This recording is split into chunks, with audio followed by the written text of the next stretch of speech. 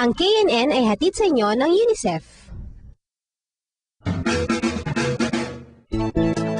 Pagkatapos natin mapanood ang ulat ni Zafar tungkol sa China at sa ginanap na forum tungkol sa children's development, tumako naman tayo sa Manila. Madalas nating naririnig na may pera sa basura, pero nalaman ni Angela ng Manila Bureau na hindi lang pera ang pinupukay sa tambakan. Heto ang kanyang ulat tungkol sa Pag-Club Kids.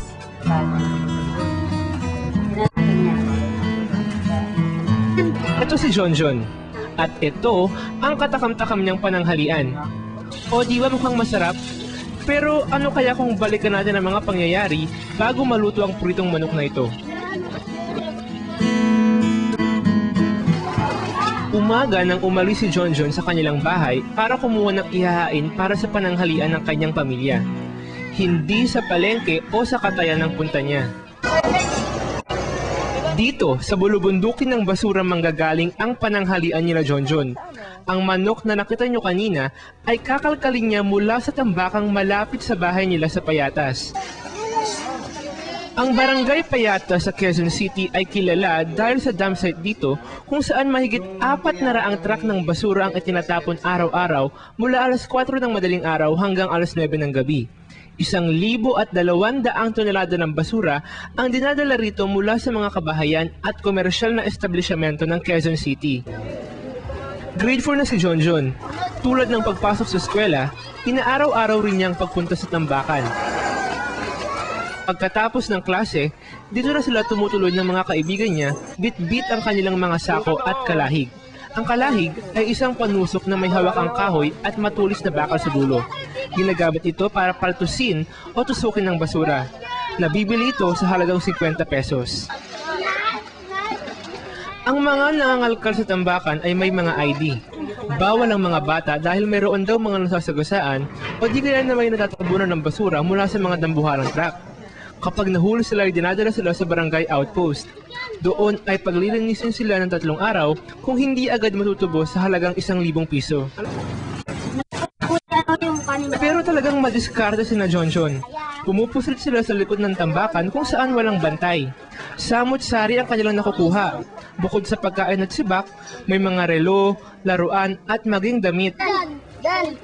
Ilang beses na rin nasugatan sa pangangalahig ang mga batang ito. Dapat daw kasi ay nakasuot sila ng bota.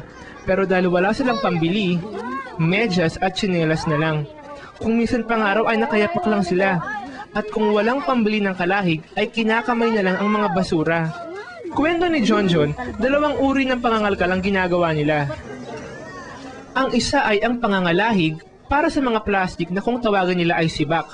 Binibenta nila ang mga ito sa mga junk shop. Magkano ba yung nabibenta mo sa isang araw? Magkano? 100. 80. Ang isa pang paraan ng pagkakalkal na mas ikinabahala ko ay ang pagpapagpag. Mga tira-tirang pagkain naman ang kanilang kinukuha mula sa basura. Iinitin lang nila ito at tapos ay kakainin na. Tulad na lang ng katakam-takam na manok ni Jonjon. Balikan natin muli ang pritong manok ni Jonjon. Mula sa pagkakahango sa tambakan, konting pagpaglang para mawala ang dumi. Tapos, binanlawan ng 2 beses at pinili ang mga malamang bahagi.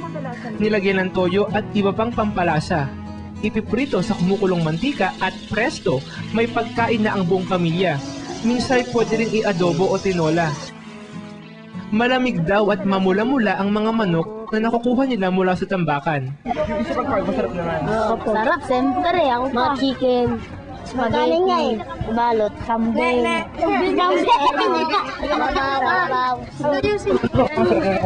Manok. Manok. Manok. Restaurant. Ano nga restaurant? Jollibee.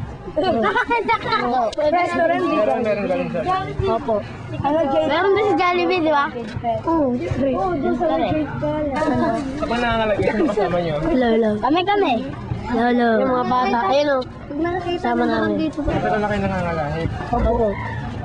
Ano lang kayo nagsimula? Grade 1. Grade 1. Grade ka na. 6. Tulad ni Jonjon, ang nanay niyang si Aling Nida ay eksperto rin sa pangangalkal. Alas 7 ang start ng namin, dumping. Yung truck, dating ng kakalahigin namin. Hanggang hapon na yun, alas 5. Halos lahat daw ng gamit nila sa bahay ay sa tambakan lang din nakuha at nire-repair na lang ng kanyang asawa. Oo, wala pa mamaya. Napansin kong may manok din sa likod ng kanilang bahay. Buhay.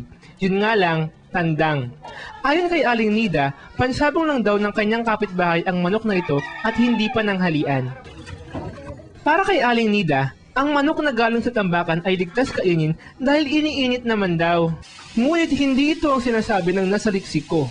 Kapag nahalo ang tirang pagkain sa basura, sigurado ang mga mikrobyo mula sa basura ay lilipat sa pagkain. Totoong ang pagpapakulo o pag-iinit ng pagkain ay pumapatay ng mikrobyo. Ngunit mikrobyo lamang ang pinapatay ng pag-iinit at hindi ang lason o toxins na ibinubungan ng mga mikrobyo. Kaya ang niluluto at kinakain ng pamilya ni Jonjon ay walang dudang mapanganib pa rin sa kanilang kalusugan.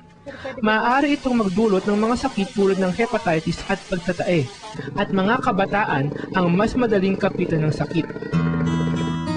Naisip ko, tayong mga Pilipino na nga yata ang pinakamalikhaing lahi sa buong mundo. Sa hirap ng buhay ngayon, kanya-kanyang diskarte, kanya-kanyang paraan upang matugunan ang pagkalam ng sikmura. Pero hanggang kailan kaya uubra ang tanging nalalamang diskarte nila Jonjon?